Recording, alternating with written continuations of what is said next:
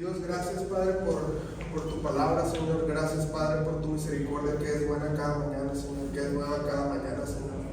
Gracias, Padre, por permitirnos estar aquí, Señor, esta mañana, Señor. Hoy quiero ponerme en tus manos, Señor, y te pido, Dios, te ruego, Padre, en el nombre de Jesús, que quites toda palabra que venga de mí, Señor, y que sea tu Espíritu Santo, Padre, el que hable, Señor, a través de mí, Señor. Utilízame únicamente como un instrumento, Señor, y que seas tú, Señor, quien habla, Señor. También quiero pedirte, Señor, que tu Espíritu Santo, Señor, controle y dirija los corazones y la mente de mis hermanos aquí en Cristo, Señor, representados, Padre, y que sea tu Espíritu Santo, Dios, el que nos confronte, Padre, y el que nos redarguya, Señor, que nos convence del pecado, Padre, y que nos exhorte a correr a los pies de Cristo, Señor. Ponemos este tiempo en tus manos, Señor, recibe toda la gloria y toda la honra, Señor, en el nombre de Jesús. Amén. Bueno, antes de comenzar, ¿alguien sabe o tiene alguna idea de lo que significa la palabra fidelidad? No ocupan decirme el significado, solamente levanten la mano para ver dónde estamos parados. Fidelidad, y si no sabes lo que significa fidelidad, te lo leo. Fidelidad implica una conexión verdadera con una fuente. Su significado real está vinculado a la lealtad de una persona para con un señor o un rey y la atención al deber. En el ámbito social, o sea, en nuestro entorno, es un valor moral que faculta al ser humano para cumplir con los pactos y compromisos adquiridos. La fidelidad es entonces el cumplimiento de la palabra dada. Y como hijos de Dios, redimidos y restaurados por la sangre de Jesús y ahora miembros de su familia, estamos comprometidos a ser fieles al Evangelio. Tenemos el compromiso de mantenernos firmes y de mantenernos fieles a la predicación, pero también al cumplimiento del Evangelio. Esta enseñanza vamos a tocar 4 puntos. El punto número 1 se llama prisioneros de Cristo. El punto número 2 es capacitados por Dios. El punto número 3, tribulaciones. Y el punto número 4, vamos a llegar todos a una conclusión. Y antes de comenzar, me gustaría dar lectura a la palabra del día de ahora, que está en Efesios, capítulo 3, versículos del 1 al 13. Si puedes sacar tu Biblia, por favor, y acompañarme en la lectura. Versículo 1 dice: por esta causa yo, Pablo, prisionero de Cristo Jesús, por amor de ustedes los gentiles, si en verdad han oído de la dispensación de la gracia de Dios que me fue dada para ustedes.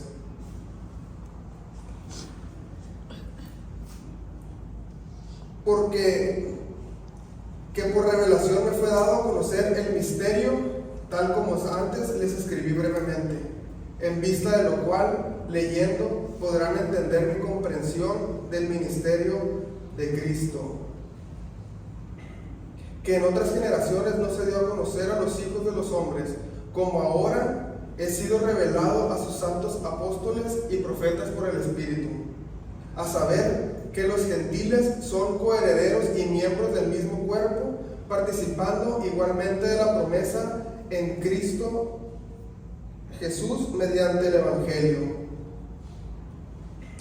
Es de este Evangelio que fui hecho ministro, conforme el don de la gracia de Dios que se me ha conseguido, según a eficacia de su poder. A mí, que soy el más pequeño de todos los santos, se me concedió esta gracia: anunciar a los gentiles las inescrutables riquezas de Cristo y sacar a la luz cuál es la dispensación del misterio que por los siglos ha estado oculto en Dios, creador de todas las cosas. De este modo, la infinita sabiduría de Dios puede ser dada a conocer ahora por medio de la Iglesia a los principados y potestades en los lugares celestiales, conforme al propósito eterno que se llevó a cabo en Cristo Jesús nuestro Señor, en quien tenemos libertad y acceso a Dios con confianza por medio de la fe en Él. Versículo 13: ruego por tanto que no desmayen a causa de mis tribulaciones por ustedes, porque son su gloria.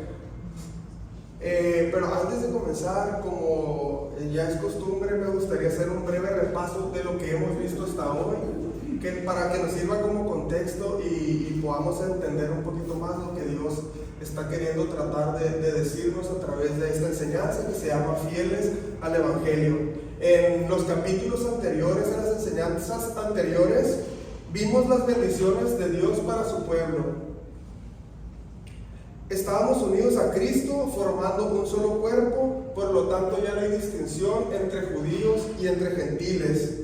Hemos sido predestinados porque Dios nos amó y nos eligió en Cristo, incluso antes de la creación del mundo, para que fuéramos santos y sin mancha delante de Él.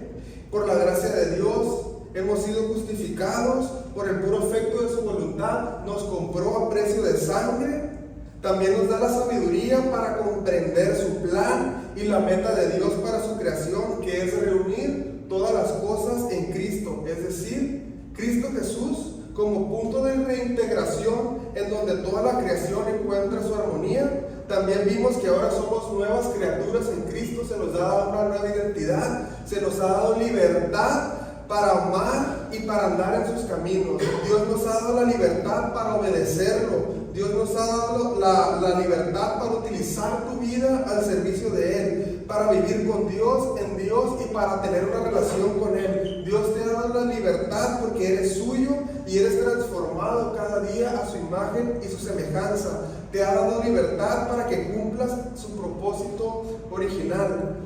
Por medio de Cristo, pecadores de todo tipo formamos ahora un solo cuerpo, pues es el Espíritu Santo quien nos une como iglesia y nos da como una iglesia sólida y como una iglesia unida que es capaz de cumplir con el propósito de Dios y que nos anima y nos invita a llevar el mensaje de salvación a los demás para que todas las cosas sean unidas en Cristo.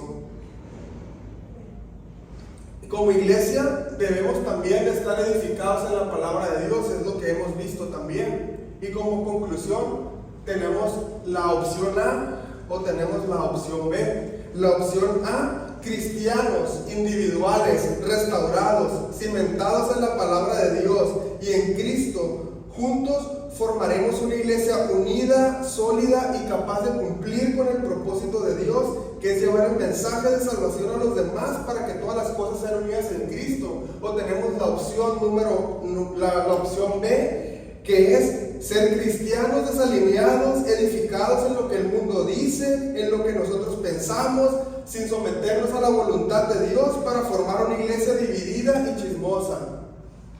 ¿A quién le pareció mejor la opción B que la opción A? Entonces, tenemos el compromiso. No se trata de trabajar solos, pero lo que quiero decir es que la iglesia es un organismo vivo, creado por personas pecadoras e imperfectas, pero que son restauradas por Dios. Que tenemos el compromiso de cimentarnos en la palabra de Dios y en el amor de Dios, que tenemos la responsabilidad de amarnos y abrazarnos los unos a los otros. Eso es lo que hemos visto hasta ahora. Que Dios nos ha entregado la libertad, que Dios nos ha perdonado, que Dios nos ha restituido, no para hacer lo que nos venga en gana, sino para hacer su voluntad. ¿Y qué implica hacer su voluntad? Amarnos unos a otros, compartir el mensaje de salvación con los demás. Y de eso se trata el punto número 1, que es ser prisioneros de Cristo. Debemos ser prisioneros de Cristo, debemos ser fieles al Evangelio, pero también debemos ser fieles a Dios. Efesios 3, versículos del 1 al 6, voy a leer solamente el versículo número 1, que dice: por esta causa yo, Pablo, prisionero de Cristo Jesús, por amor de ustedes los gentiles. En los versículos del 1 al 6, en la carta, Pablo está revelando que le ha sido dada la gracia de Dios para transmitir un misterio que anteriormente no se había revelado. ¿Cuál era ese misterio? Incluir a gentiles en el plan de salvación de Dios.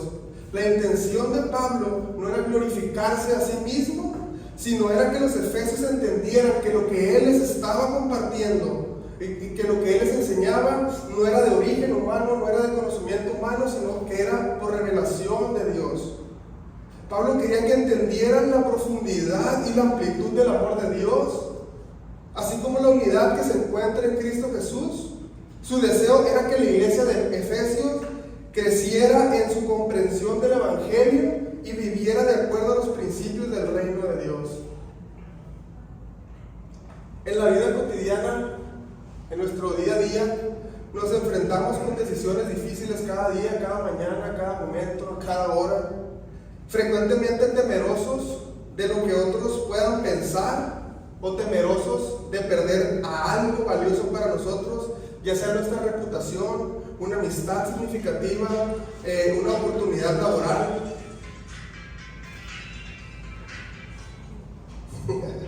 Y en la encrucijada de estas decisiones, quiero hacerte una pregunta. ¿A quién le debes tu lealtad? ¿A quién le debes tu fidelidad? ¿A ti mismo o a Dios? Esta pregunta no es meramente intelectual, sino que abarca una amplia gama de aspectos en tu vida.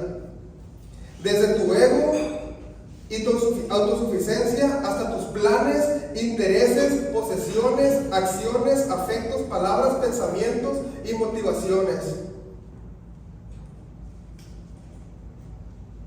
Lo que quiero cuestionarte es, ¿realmente a quién quieres complacer y qué estás dispuesto a hacer para mantenerte fiel?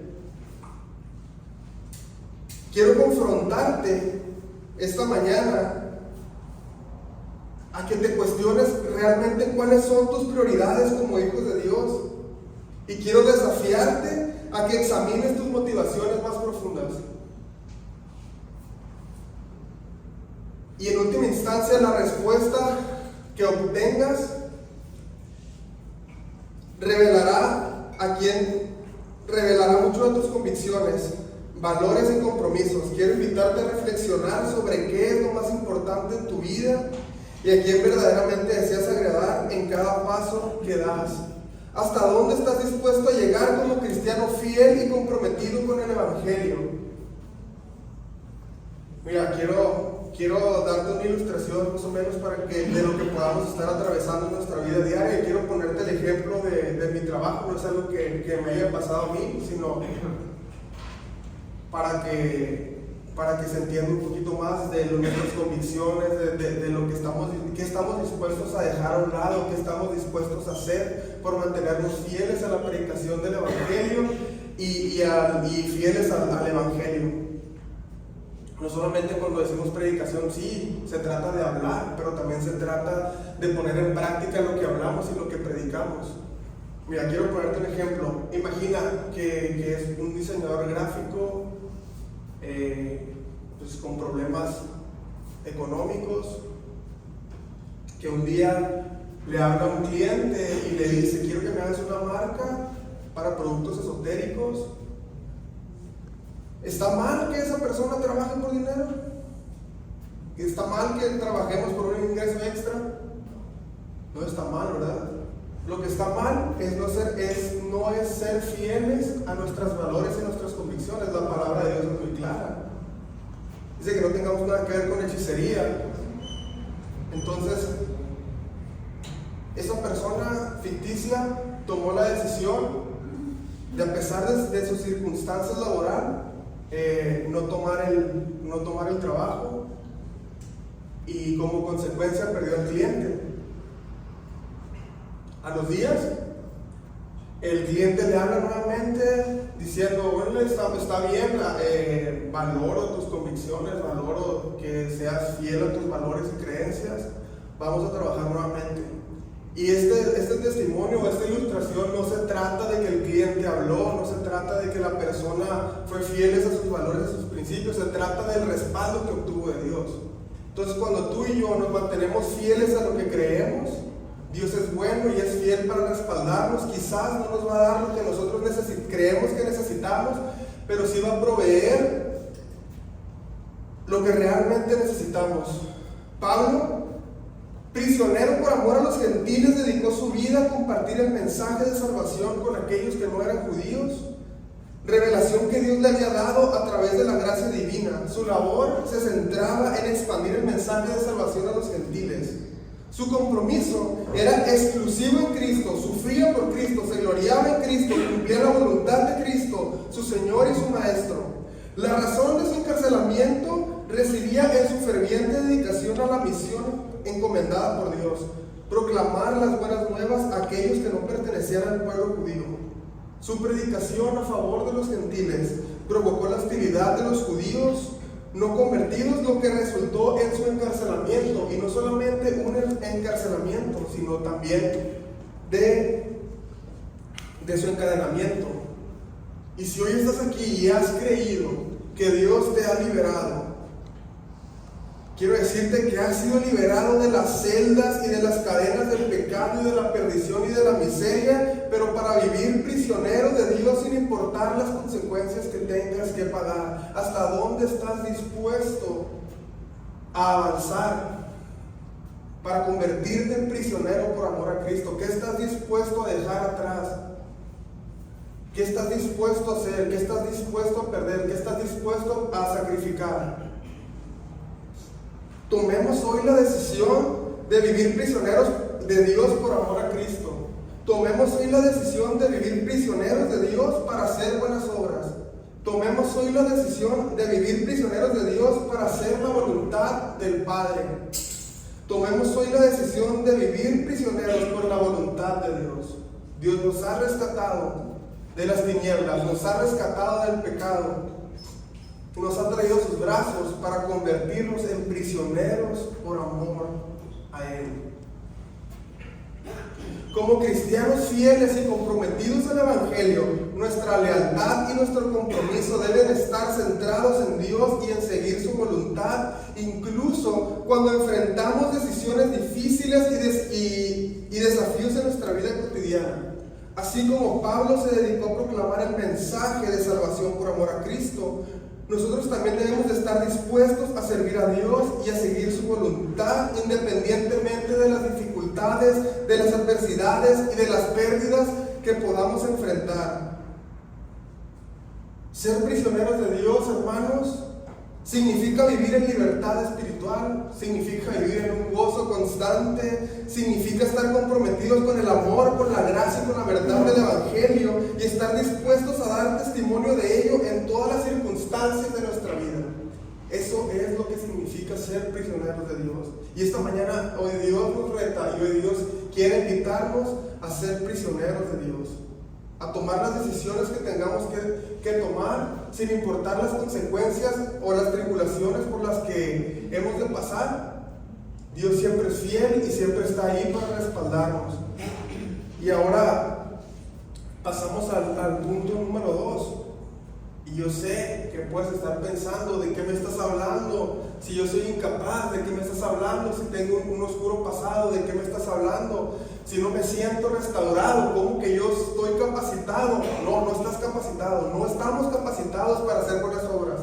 Es Dios quien nos capacita, y ese se llama el punto número 2, capacitados por Dios. Vamos a los versículos 8 y 9 del capítulo 3. Dice Pablo: a mí, que soy menos que el más pequeño de todos los santos, se me concedió esta gracia, anunciar a los gentiles las inescrutables riquezas de Cristo y sacar a la luz cuál es la dispensación del misterio que por los siglos ha estado oculto en Dios, creador de las cosas. Y pudiéramos tomar la frase de Pablo: a mí, que soy el más pequeño de todos los santos, como una falsa humildad, pero no lo es. Es más que eso.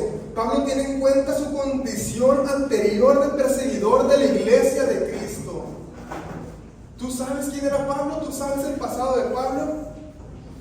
Primera de Corintios 15, versículos del 9 al 10 dice: porque yo soy el más insignificante de los apóstoles, no soy digno de ser llamado apóstol, pues perseguía la iglesia de Dios. Pero por la gracia de Dios soy lo que soy, y su gracia para conmigo no resultó vana. Al hablar de esta situación, no puede dejar de expresar su sorpresa de que precisamente a él, precisamente a él es a quien se le ha otorgado el privilegio de revelar el ministerio de Dios. Vamos a Hechos, capítulo 22, versículo 4. Dice Pablo: perseguí este camino hasta la muerte, encadenando y echando en cárceles tanto a mujeres. Hechos 26, versículo 9. Yo ciertamente había creído que debía hacer muchos males en contra del nombre de Jesús de Nazaret. Esto precisamente es lo que hice en Jerusalén. No solo encerré en la cárcel a muchos de los santos con la autoridad recibida de los principales sacerdotes, sino que también cuando eran condenados a muerte, yo añadía mi voto, castigándolos con frecuencia en todas las sinagogas. Procuraba obligarlos a blasfemar y enfurecido contra ellos seguía persiguiéndolos aún hasta en las ciudades extranjeras. Perseguidor de cristianos, encarceló a hombres y mujeres que seguían a Cristo, hacía malas obras en contra de Jesucristo, y cuando eran condenadas las personas, él añadía su voto y los obligaba a blasfemar. Esto nos demuestra la intensidad y la ferocidad con la que Pablo perseguía a los primeros seguidores de Jesús antes de tener un encuentro con Cristo en Damasco. Sin embargo, su pasado no fue una limitante para Dios. Quiero también mostrarte con una ilustración para que podamos entender un poquito más, sacada de una enseñanza de un conocido teólogo.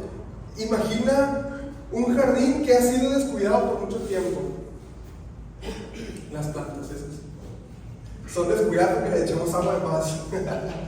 Imagínate un jardín que ha sido descuidado por mucho tiempo. Las malas hierbas han crecido descontroladamente y han cubierto las flores y las plantas que alguna vez fueron hermosas. El jardín parece sombrío y parece abandonado, y las plantas están marchitas y están débiles. Un día, un jardinero llega con sus herramientas y con un cuidado amoroso comienza a arrancar las malas hierbas y a podar las plantas marchitas. Luego, fertiliza el suelo, riega las plantas con agua fresca y con agua pura. Con el tiempo el jardín comienza a transformarse, las flores comienzan a brotar y las plantas recuperan su vitalidad.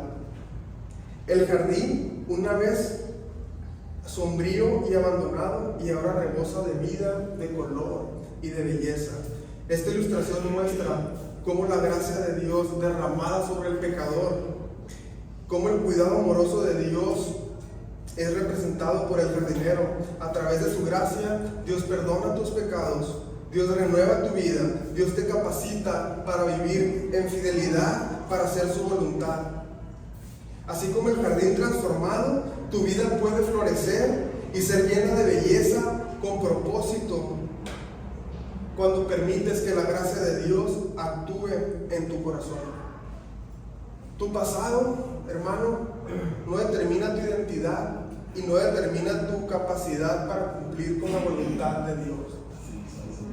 La gracia de Dios tiene el poder para perdonarte, tiene el poder para transformarte y te capacita si tú confías en Él. Experimentar la gracia de Dios te libera de la carga de la culpa, la vergüenza y la condenación, otorgándote la capacidad de vivir siendo fiel al Evangelio. Meditar en esta libertad, meditar en la gracia de Dios, deberá llenarte de gozo y de certeza de que eres amado y que eres aceptado por Dios. Él te ha llamado a servirle con todo tu ser.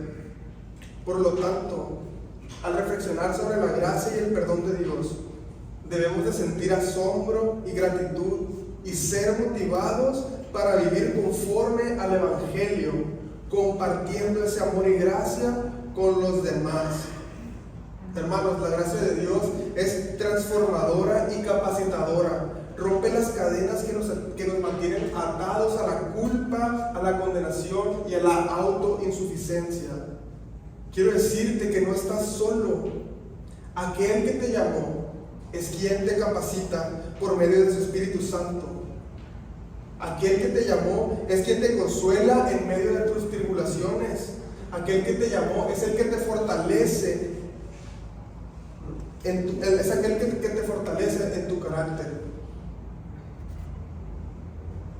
¿Y qué quiere decir esto? Que Dios te capacita y todo va a ser miel sobre hojuelas. La verdad es que no. Vamos a pasar tribulaciones. No es fácil entregar tu vida a Cristo. No es fácil vivir conforme a la voluntad de Dios. Debemos de estar conscientes que aún en medio de la tribulación es Dios quien nos capacita, es Dios quien nos consuela y es Dios quien nos fortalece. Vamos ahora al versículo número 13 para hablar sobre las tribulaciones. Ruego por tanto, dice Pablo a los de la iglesia de Éfeso, no desmayen a causa de mis tribulaciones por ustedes, porque son su gloria. Pablo en sus ministerios y en sus viajes misioneros se enfrentó numerosas tribulaciones y sufrimientos por predicar el evangelio y por establecer iglesias.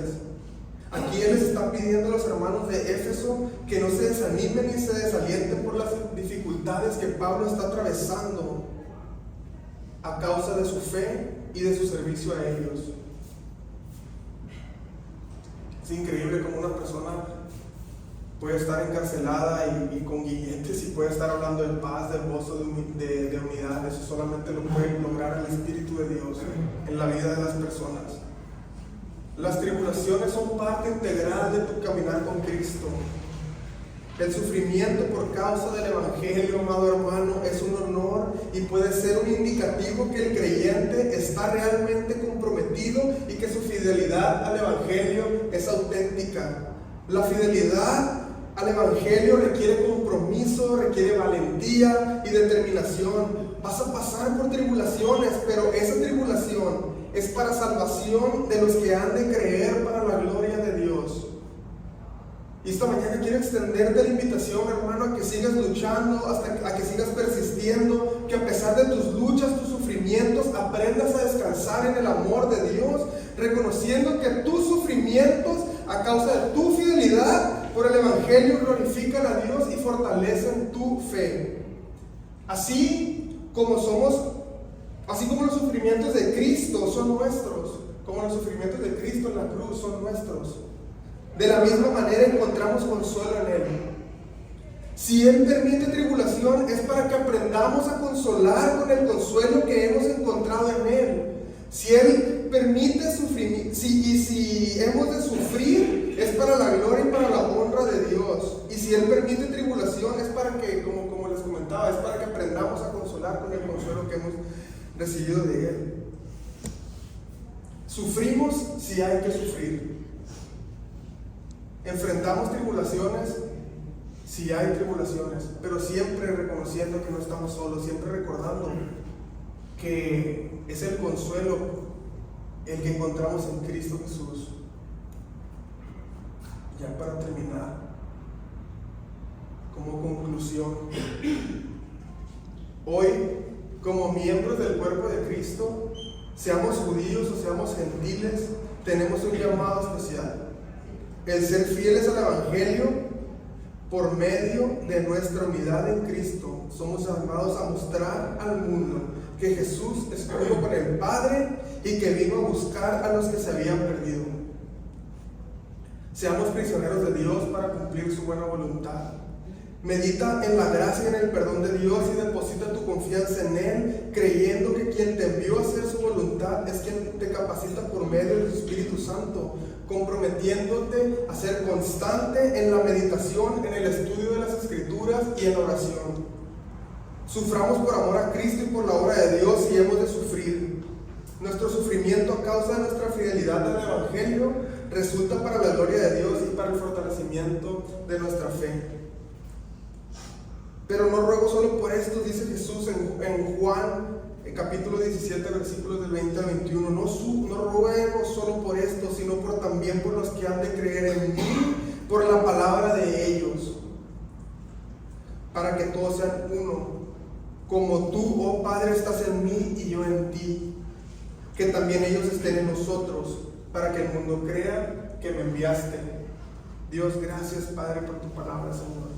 Gracias, Dios, porque nos reta, Señor, y nos confronta, Señor, esta mañana, Señor. Gracias, Padre, porque nos has dado el privilegio de creer en ti, Señor. Gracias, Padre, porque nos has restaurado, nos has perdonado y nos has dado un propósito, Señor. Nos has llenado de tu gracia, Señor, de tu misericordia, de tu compasión, Señor. Te pido, Señor, esta mañana, Padre, que pongas en nuestros corazones, Dios, el querer como el hacer para vivir prisioneros de ti, Señor. Creyendo, Padre, quién eres tú, quien nos capacita, Señor, para hacer la buena obra, Padre. Y reconociendo, Padre, que a pesar de las circunstancias, a pesar de las tribulaciones, Dios, tú estás con nosotros para consolarnos, Señor, para consolar a otros, Dios, con el consuelo que encontramos en ti, Señor. Permítenos, pues, Padre, vivir en humildad, Señor, vivir en unidad con la iglesia, Señor, como cuerpo de Cristo, Señor. Quita, Señor, de nosotros toda indiferencia, toda apatía, Señor, por nuestros hermanos, Señor. Y permítenos creer, Dios, que así, Señor, como tú y el Padre son uno mismo, así podemos estar nosotros en ti, Jesús, y podamos ser uno con Dios también. Yo te pido, Señor, en el nombre de Jesús, que sea nuestro testimonio quien hable, Señor. Yo te pido, Señor, en el nombre de Jesús, que pongas en nosotros el querer como el hacer, Señor, para comprometernos y ser fieles, Señor, al Evangelio, Padre. En el nombre de Jesús. Amén.